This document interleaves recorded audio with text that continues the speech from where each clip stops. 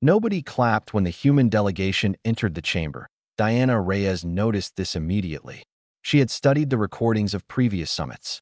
When the Dravathi arrived, there was applause. When the Morwen glided in, delegates rose to their feet. Even the Paulori received polite acknowledgement. But for humans, there was only silence and cold stares from hundreds of alien eyes. Diana kept her expression calm. She had expected this. Behind her walked Admiral Samuel Okonkwo, his military uniform pressed perfectly. Beside him was Priya Sharma, carrying data tablets filled with 4 years of economic research. They were here to change everything. Or at least, that was the hope. The Galactic Trade Consortium had controlled commerce between the stars for 12,000 years. 3 elder species sat at the top. The Dravathi were insectoid creatures with clicking mandibles and compound eyes that saw everything as numbers and resources. The Morwen were beings made of living crystal, ancient and slow and convinced of their own superiority.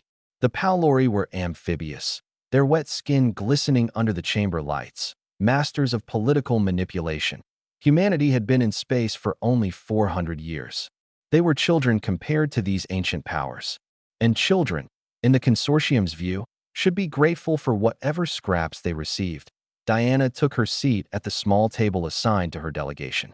It was positioned at the edge of the chamber, far from the central platforms where the elder species sat in comfort. Another insult, but a small one, that High Arbiter Thessan of the Dravathi began the proceedings. His voice buzzed through the translation systems. We acknowledge the presence of the human speaker. Let us begin. Not Ambassador Reyes. Not the representative of the United Earth Coalition. Just the human speaker. Diana smiled politely and said nothing. The next 3 hours were a parade of grievances against humanity. The Dravathi complained that human traders were too aggressive. The Morwen calculated that human shipping routes disrupted their preferred patterns. The Paulori suggested that human expansion into 17 colony worlds was dangerously fast. When Diana finally received permission to speak, she stood with quiet dignity. Honored delegates, she began. Humanity comes to this summit seeking fairness. We have paid the highest tariffs in the consortium for 3 centuries. Our goods are taxed at 4 times the rate of any elder species. Our ships must take longer routes to avoid protected zones. Our people are denied access to most consortium stations. She activated a holographic display. Charts and numbers filled the air. Despite these obstacles, humanity has contributed significantly to galactic prosperity. We invented the water purification systems now used on 37 worlds. Our entertainment media is consumed by billions of beings across known space. Our medical researchers have cured diseases that plagued species for millennia. Diana looked directly at Thessan. We ask only for fair treatment, equal tariffs, recognition of our shipping lanes, a voice in consortium decisions that affect our people. The chamber was silent for a long moment. Then Thessan laughed. It was an ugly sound, his mandibles clicking in amusement. The human speaker tells jokes, he said. Perhaps this is why their entertainment is popular. The Morwen delegate, a crystalline being named Prismatic Truthkeeper, flickered with cold light. Human contributions are statistically negligible. You represent less than 3% of galactic economic output. Because you tax us at 300%, Priya muttered under her breath. The Paulori representative, a sleek creature named Flowing Current, leaned forward. We have discussed your situation extensively. The consortium has prepared an offer. Diana felt hope spark in her chest. Perhaps this summit would be different. Humanity will surrender 3 colony worlds, Flowing Current announced. The systems designated as New Brisbane, Covenant, and Meridian will be transferred to consortium control. In exchange, humanity will receive a 5% reduction in tariffs for a period of 10 years. The hope in Diana's chest turned to ice. You want us to give up 3 worlds, she said carefully. And in return, we get slightly less unfair treatment for 10 years. You should be grateful for any concession, Thessan buzzed. Your species expands too quickly. This is a correction. Admiral Okonkwo's hand tightened on his chair. Over 2 million humans lived on those 3 worlds. Families, children, communities built over generations. The consortium gives humanity 48 hours to accept these terms, Prismatic Truthkeeper announced. We suggest you use this time wisely. Diana looked at her delegation. Samuel's face was stone. Priya's eyes were wide with disbelief. 300 years of mistreatment. 300 years of humanity working twice as hard for half the reward. And now they wanted more. They always wanted more. Diana stood slowly. "We will consider your offer," she said, her voice perfectly controlled. But as she walked out of the chamber with her delegation, something had changed inside her. For 3 centuries, humanity had played by the rules. They had negotiated. They had compromised. They had accepted insult after insult, believing that patience would eventually be rewarded. It never was. Perhaps it was time to stop playing the game entirely. Diana did not know yet what she would do. But as she looked at the stars through the station viewport, she knew one thing for certain. Humanity deserved better than this. In one way or another, they would have it. 40 hours remained when Diana gathered her delegation in their private quarters. The room was small. The consortium had given humanity the worst accommodations on the station, barely larger than a storage closet. Another petty insult in an endless chain of them. But Diana was not thinking about insults anymore. She was thinking about something much bigger. "Show me the fleet positions," she said quietly. Admiral Okonkwo activated his personal display. A map of human space appeared in the air, dotted with familiar stars and colony worlds.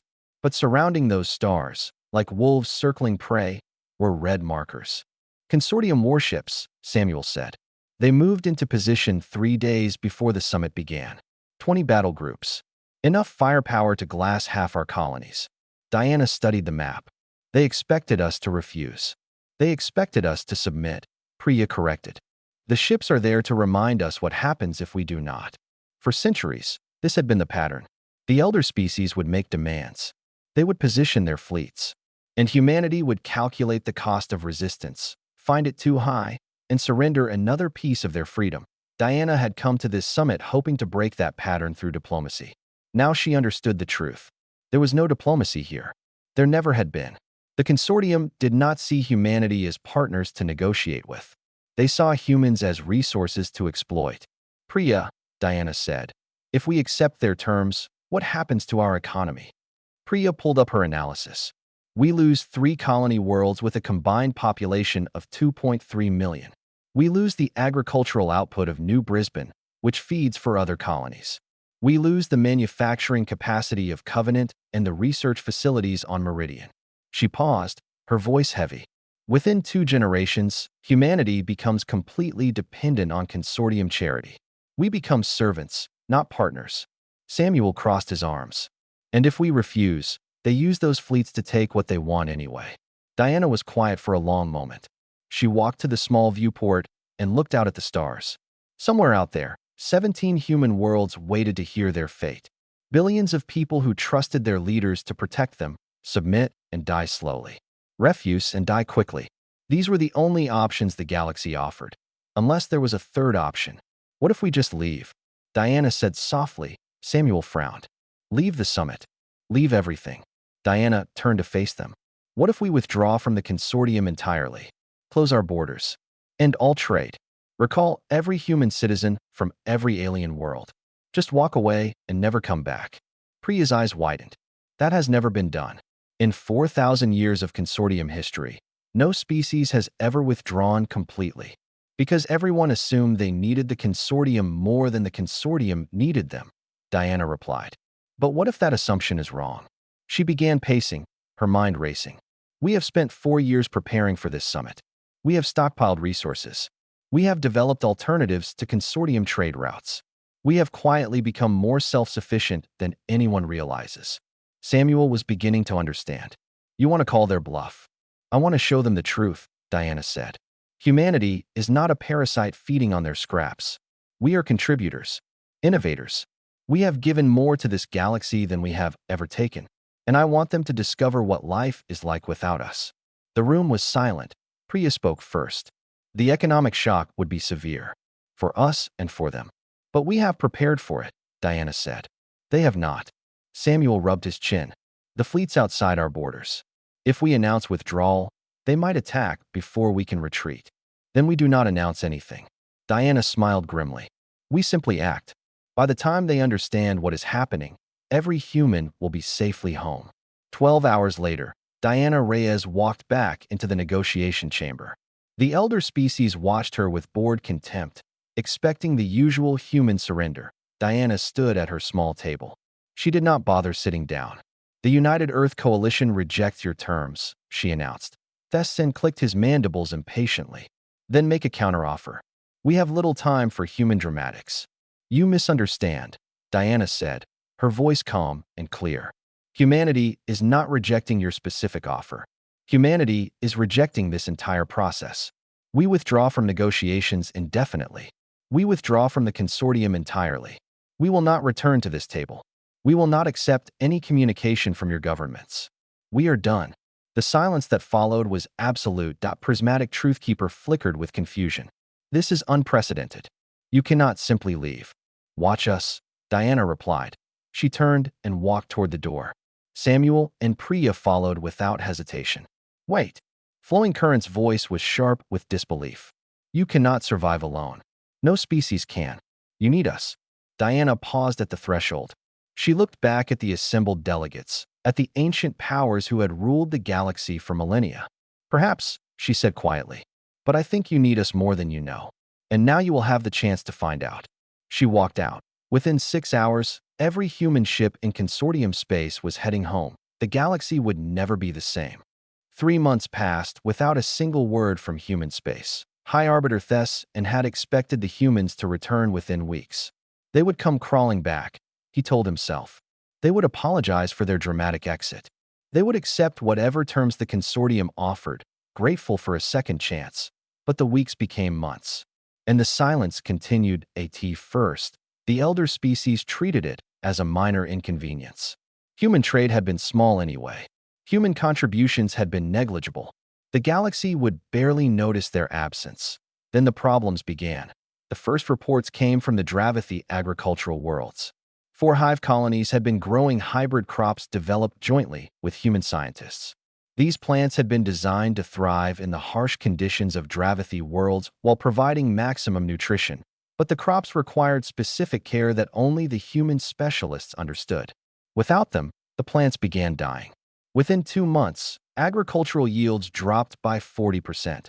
Thesson dispatched Dravathi scientists to solve the problem. They studied the human research notes. They examined the crop genetics. They tried everything. Nothing worked. The humans had created something beautiful and complex.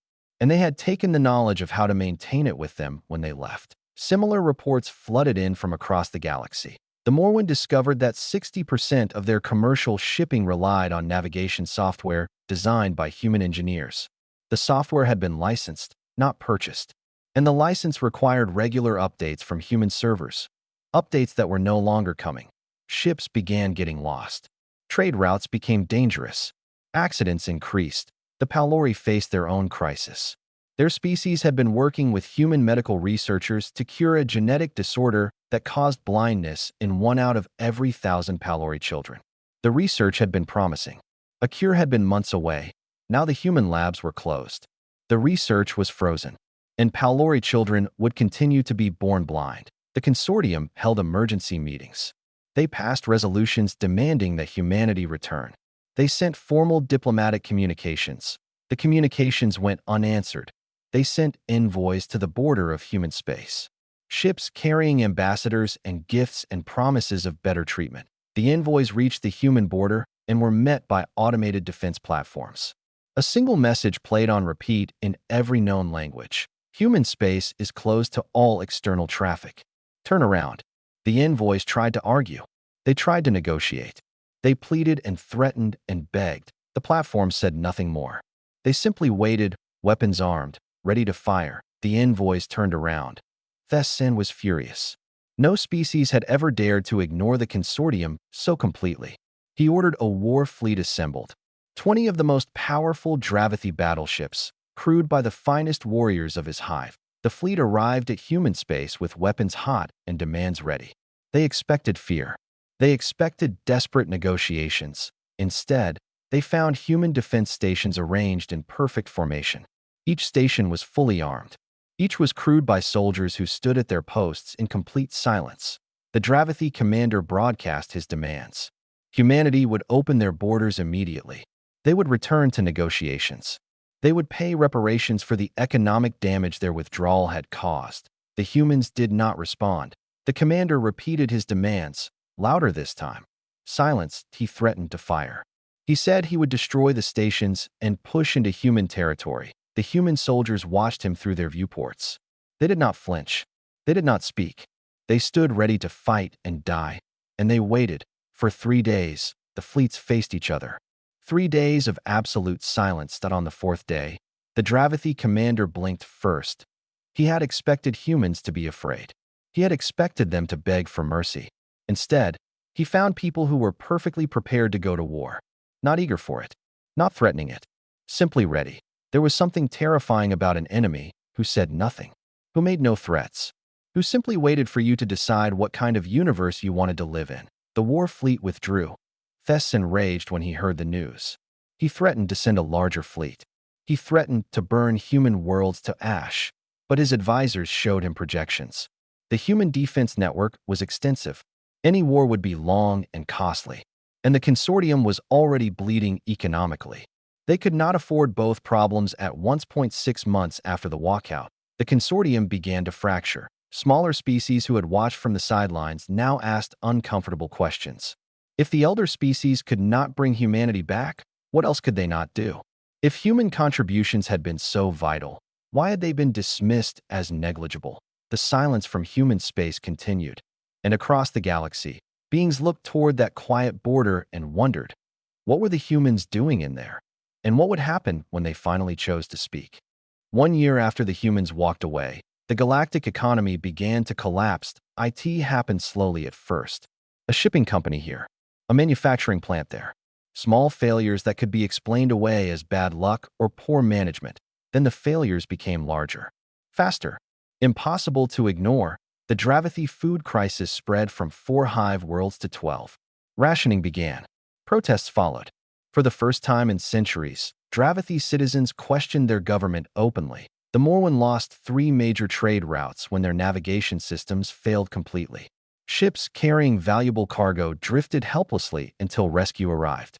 Some never arrived at all. The Palori watched as their birth rates declined. Without the cure for genetic blindness, families chose to have fewer children. Their population, already small compared to other species, began shrinking. But it was not just the elder species suffering. The entire galaxy had been connected in ways no one fully understood until those connections broke. Human-designed water purification systems served 37 non-human worlds. When the systems needed maintenance, there were no human engineers to provide it. Some systems failed entirely. Billions of beings suddenly faced water shortages. Human entertainment media had become culturally dominant among younger generations of dozens of species. Now there were no new shows, no new music, no new stories. A generation raised on human creativity found themselves culturally orphaned. Human medical research had been advancing treatments for hundreds of alien diseases. All of it stopped. Patients who had been promised cures were told to wait indefinitely. The consortium tried to replicate human innovations. They gathered their best scientists. They poured unlimited resources into the effort. They failed, not because humans were smarter. The galaxy had many brilliant species. They failed because humans approached problems differently. Human creativity was chaotic, unpredictable, born from a species that had evolved on a dangerous world where adaptation meant survival. Other species had evolved in stable environments. They thought in straight lines. They followed logical progressions. Humans thought in spirals and explosions and wild leaps of imagination. They solved problems by accident. They found answers in places no one else would think to look. You could not replicate that. You could only benefit from it. And the galaxy had been benefiting for centuries without ever admitting it that a young Morwen journalist named Crystal Singer of Truth began investigating. She was considered radical by her people, too curious, too willing to question authority. Her editors had warned her many times to be more careful. She ignored them. For months, she dug through classified documents and secret communications. She interviewed former consortium officials who had retired in disgrace. She traced financial records and trade agreements back centuries. What she found was shocking. The elder species had always known how valuable humans were. They had studied human contributions carefully. They understood that human innovation was driving galactic progress in ways that could not be replaced, but they had hidden this knowledge. They had deliberately downplayed human importance to maintain their own power. They had kept tariffs high and representation low specifically to prevent humanity from realizing its own worth. The 3% contribution figure that Prismatic Truthkeeper had quoted at the summit was a lie. Real human contributions were closer to 23% of galactic economic growth. Crystal Singer of Truth published her findings on underground networks that the consortium could not control.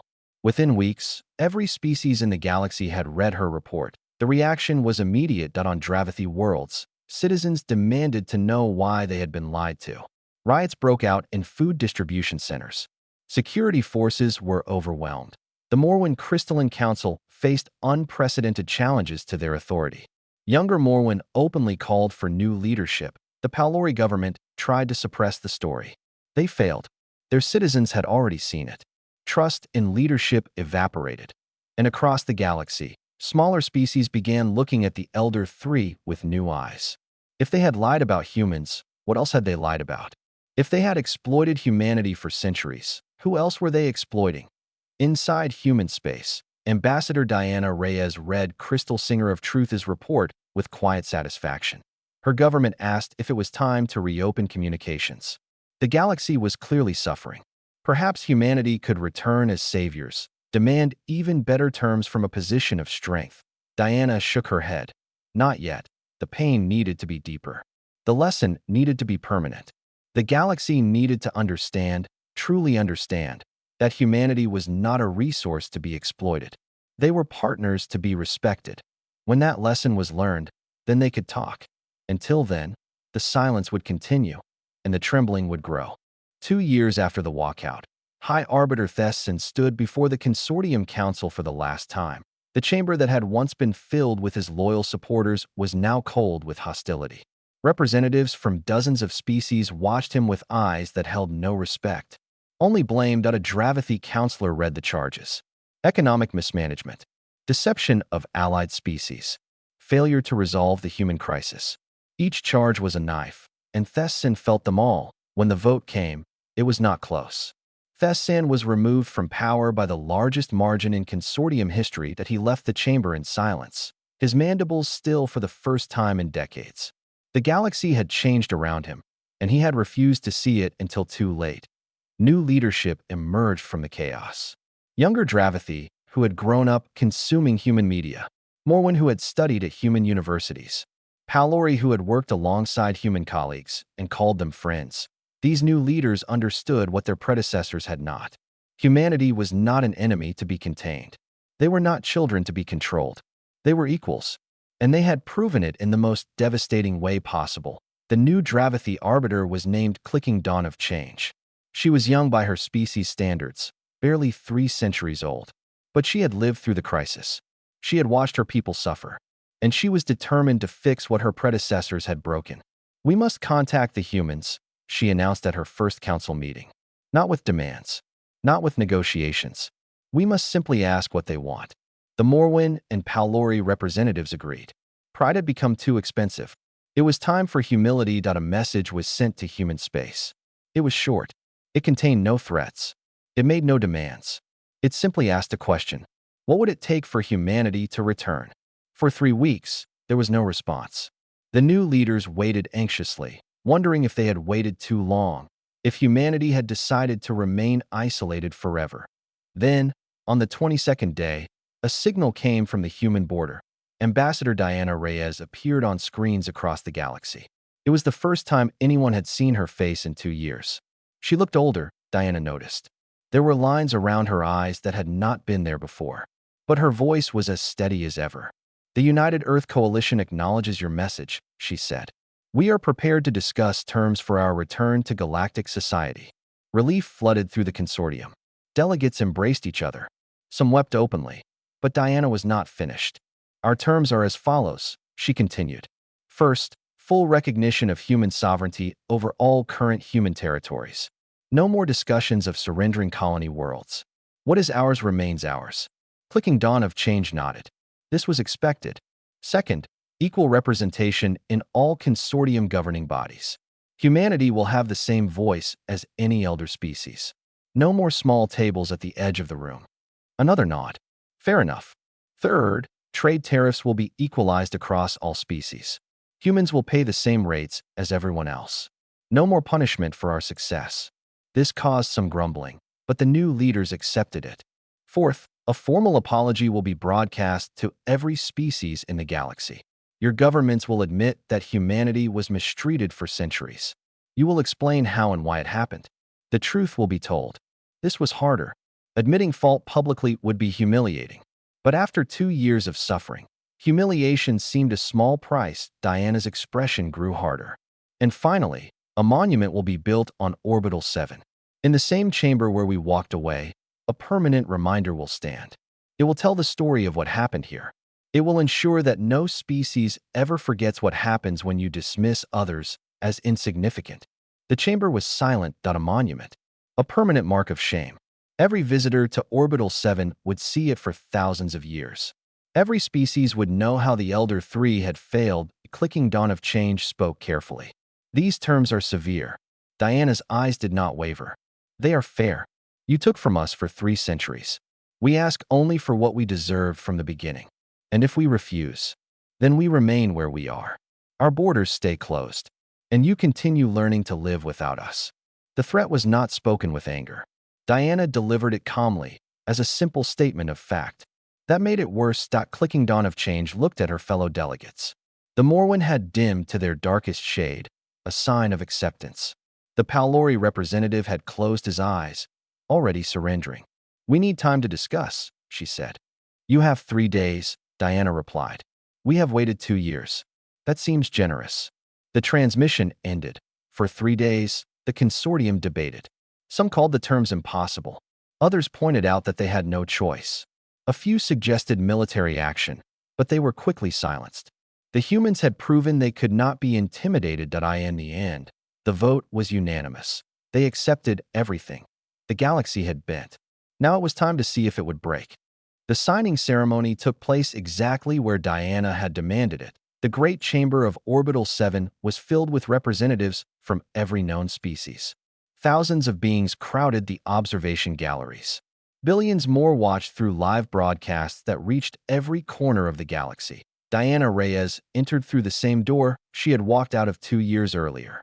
This time, the chamber rose to its feet.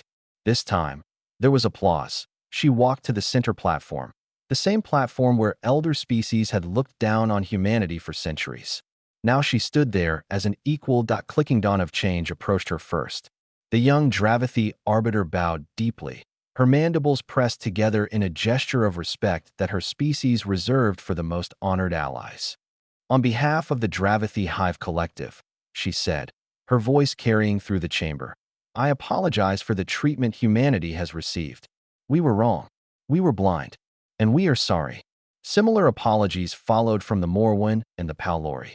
Each species acknowledged their failures publicly. Each admitted that humanity had been exploited deliberately. Each promised to do better. Diana listened to every word. She accepted each apology with a gracious nod. She did not gloat. She did not remind them of their suffering. She simply received what was owed with quiet dignity. When the formal ceremonies ended, Diana stepped forward to give the closing address. The chamber fell silent. 2 years ago, she began, I stood in this room and was offered a choice. Humanity could submit to unfair treatment, or we could fight a war we would likely lose. Those were the only options your consortium believed we had. She paused, looking around at the thousands of faces watching her. We chose a third option. We chose to simply leave, to refuse to participate in a system that devalued us, to demonstrate our worth by showing what the galaxy looked like without us. Her voice softened. This was not punishment. We did not walk away to make you suffer. We walked away because we had been taught that submission and war were our only choices. We wanted to prove that peaceful noncompliance was possible. Diana looked at the smaller species in the galleries, the ones who had never had a voice in consortium affairs. I speak now to those who feel trapped as we once did. You do not have to accept mistreatment. You do not have to fight wars you cannot win. Sometimes the most powerful thing you can do is simply refuse to participate. Walk away. Close your doors. Let those who exploit you discover what they have lost. She smiled slightly. You might be surprised how quickly they come to apologize. The chamber was absolutely still. Humanity does not seek revenge, Diana continued. We seek partnership. True partnership, based on mutual respect and shared benefit. We will return to galactic society. We will share our innovations and our creativity. We will work alongside every species willing to treat us fairly. Her expression grew serious one final time. But we will never forget what happened here. And neither should you. The monument we have demanded will stand in this chamber as a permanent reminder. Not to shame you, but to protect the future. So that no species, human or otherwise, ever has to make the choice we faced. Diana stepped back from the platform. The formal treaty was signed. Human ships began returning to consortium space. Engineers went back to work maintaining the systems they had built. Doctors resumed their research. Traders opened new routes. The galaxy began to heal. 6 months later, the monument was completed. It stood in the center of the negotiation chamber, carved from stone gathered from 17 human worlds. The figure was simple. A human woman, turning away from a table, her back straight, her head held high. The inscription was written in every known language. They asked us to kneel. We chose to walk. The galaxy learned that some species cannot be ignored. Visitors came from across known space to see it. Beings of every shape and color stood before the statue and read those words. Some came in shame. Some came in curiosity. Some came in hope. Smaller species began sending messages to human space. They asked questions. How had humanity prepared for isolation? How had they found the courage to walk away? Could they help others do the same? Diana answered every message personally. The old order had trembled. Now something new was growing in its place. Not human dominance. Not revenge. Simply fairness. Earned through the most peaceful rebellion the galaxy had ever seen. And across the stars, the lesson spread. Power did not only belong to those with the biggest fleets. Sometimes power belonged to those willing to say no. Sometimes power belonged to those who walked away.